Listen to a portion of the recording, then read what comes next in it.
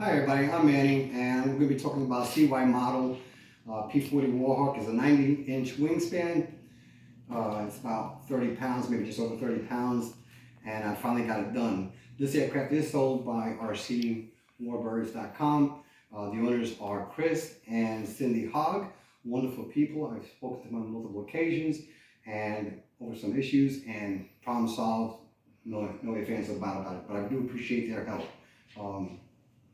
So we're going to talk about some points about the aircraft build that I went through, which doesn't say anything in the manual. I'm just here to share this information, and that's it. That's my whole mission in life for this. Okay, so let's start off with the wing. We're going to talk about the servo trays.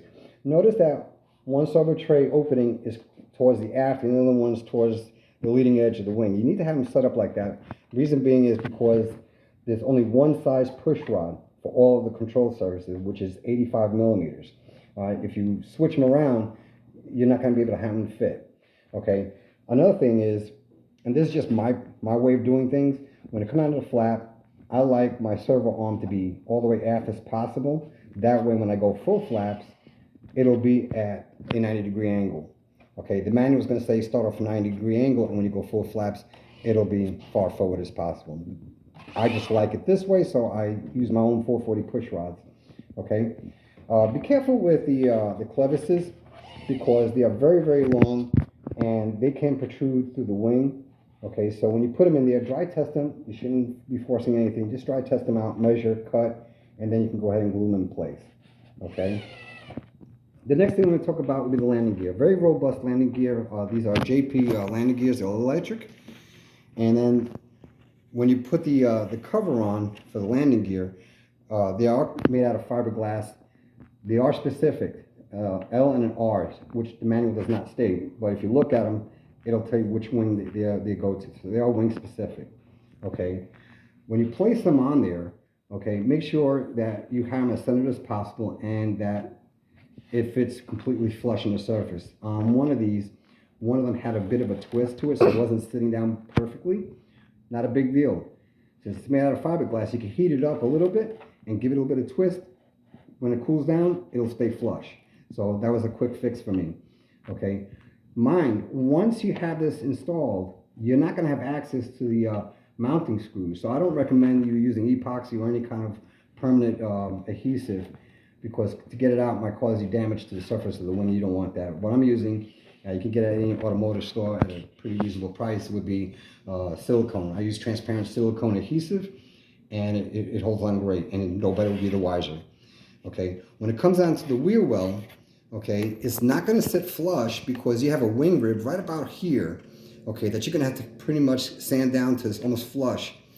Okay, once you have that done, you may want to already run your servo extensions, okay, because once you put this on, you're going to have a hellacious time trying to run these wires through. So have them already through, and then you can place this. Once it's placed, you're going to have an overlap of the wheel well. So all you gotta do is just draw a line, cut it, and then it'll sit flush. I also use the same adhesive to keep this in place. Okay, so if I have to remove this, the chances of me damaging the wheel well is gonna be minimal. Okay, let's go and move on to the tail section real quick. Okay, so it is a detachable tail feather. It has an aluminum tube which runs roughly about here, and it has one nylon threaded dowel here. Okay. The aluminum tube, you're going to be required to drill a hole. If we can get a shot at the bottom, right here, okay, it's already done for you. All you got to do is clear it out, is thread it. So all you got to do is just drill a hole through the aluminum bar and then just add your bolt to it, and that's it, it's done. And the inside, okay, which you're going to have access through the tail wheel set hole, then you have a wing nut, which goes to your nylon dowel. Okay, I recommend that you do that first prior to the installation of the tail wheel assembly, because if not, you're just not going to have enough room. Okay, it's a really tight fit in there, and you got to do that for both halves. Once you have that wing nut secured, this is not going anywhere. It's staying right where it's at, which is wonderful. Okay, so keep that in mind. And then for your tail wheel, the assembly, you have full bolts that secure this in place, and then you can go ahead and run your pull cables accordingly. Okay. I don't recommend that you glue this in place for the simple fact that there is no servo tray like the wings have. The wings, the servo is actually mounted in the inside. So if you have to swap out that servo for whatever reason, okay, and you glue this in place, well, you're just gonna have a hellacious time trying to remove it. So keep it the way it is with the wing dowels and the wing nuts and this bolt. That way you can remove it if need be. All right, let's talk about the inside of the aircraft. My handy dandy son with the camera is going to assist me in this. Okay, so very simple setup. You already have your tray, plenty of space to put your stuff in here. And you can see this servo here operates both the rudder and the tail wheel. Okay, too easy. However, when it comes down to your throttle,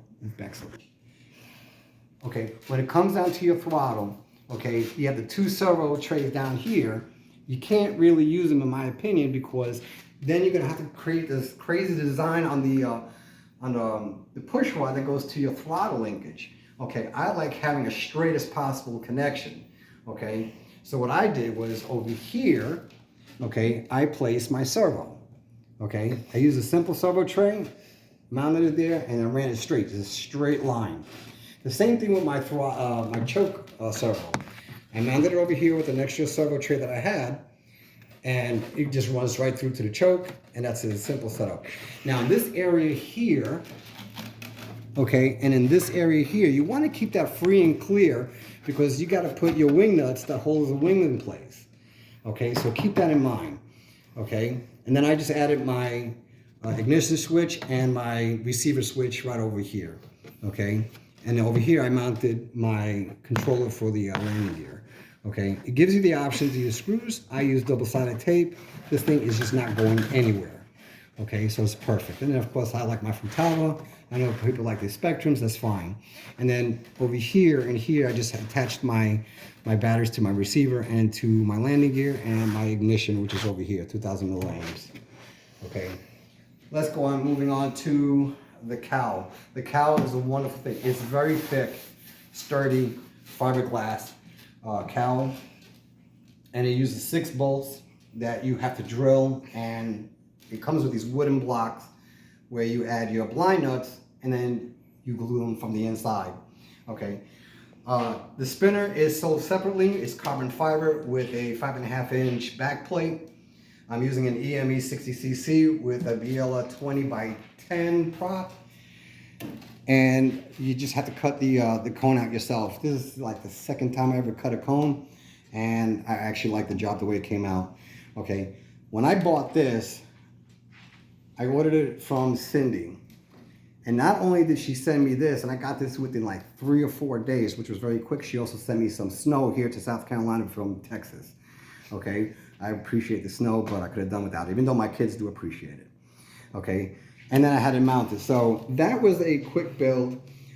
Just check your firewall and make sure it's sturdy. It does have a fiberglass face that goes to the firewall.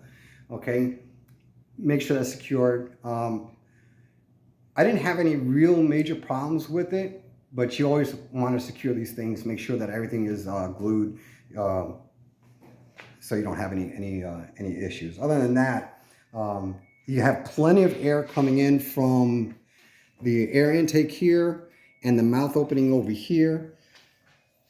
Okay, and then in the back, all the way across to the side is plenty of opening, so you get that airflow. Now I am using a pit style wraparound muffler and everything's enclosed, but I made an opening here just where the pipes come out.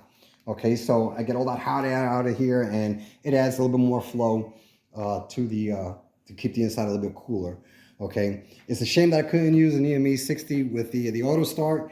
It's just short by about 10 millimeters. If it would have been a little bit wider, it would have fit in perfectly and it would have been great.